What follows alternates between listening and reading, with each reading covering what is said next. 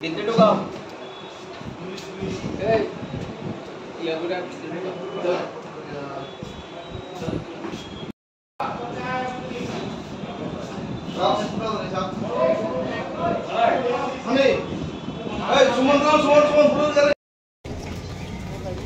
আমাদের এলাকার মধ্যে আজকে না প্রায় অনেক দিন ধরেই একটা চোরের উপদ্রব বেড়েছে, যেটা আজকে আমরা ধরেছি তাকে হাতে নাতে, যেটা অ্যাপোলো ফার্মেসির থেকে প্রায় 45,000 টাকার জিনিস সে চুরি করে পালাচ্ছিল। এবং শুধু অ্যাপোলো ফার্মেসি না, আমাদের এলাকার মধ্যে যতগুলি দোকান আছে সেই দোকান থেকে কিন্তু অনেক জিনিস সে চুরি করেছে, তার প্রমাণও আমরা পেয়েছি তার বাড়িতে গিয়ে।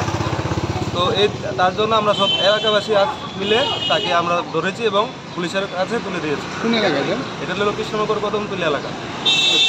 পুলিশকে খবর দেওয়া হয়েছে? হ্যাঁ, পুলিশকে খবর দেওয়া হয়েছে এবং তাকে নিয়ে যাচ্ছে পুলিশের। কোন জায়গায় লোকগুলো, কোন জায়গায়? লোকগুলি বলছে যে উনি পার্ক লাইনে অ্যাসিস্ট্যান্ট ম্যানেজার হিসাবে কর্মরত আছে, প্লাস উনি ইউপি মানে উত্তরপ্রদেশে থাকে উনি বলেছেন। কীভাবে চুরি করতে? উনি তো প্রায় ডেলি আসতেন এবং একটা জিনিস করে ব্যাগে ঢুকিয়ে নিয়ে যাচ্ছেন।